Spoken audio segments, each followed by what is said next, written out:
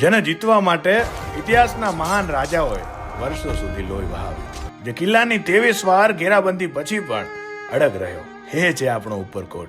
નમસ્કાર, સ્વાગત છે તમારું અમો જુનાગઢની સિરીઝ ભૂલાયેલ ભૂતકાળ એપિસોડ 4 માં. આ તમને જે પથ્થરોની દિવાલ દેખાય છે ને, હકીકતમાં એ જુનાગઢનું હૃદય છે. અંદાજે 2300 વર્ષ પહેલા મૌર્યકાળમાં બંધાયેલા કિલ્લો મધ્યકાળમાં લાંબો સમય અવાવરું રહ્યો. પણ જ્યારે ગ્રહી રપુએ તેને ફરી શોધીને સમારકામ કરાવ્યું અને નામ આપ્યું ઉપરકોટ. અહીં રહસ્યમય બૌદ્ધ ગુફાઓ પણ આવેલ છે. ખાસ તો નીલમ અને માણેક તોપ જોવા લોકો દૂર દૂરથી આ કિલ્લા પર આવતા હોય છે. કહેવાય છે કે આ તોપો દીવથી લાવવામાં આવી હતી.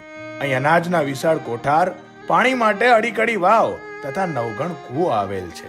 વર્ષોની કિલ્લેબંધી દરમિયાન આ જળાશયો લોકોની તરસ छिपावता હતા.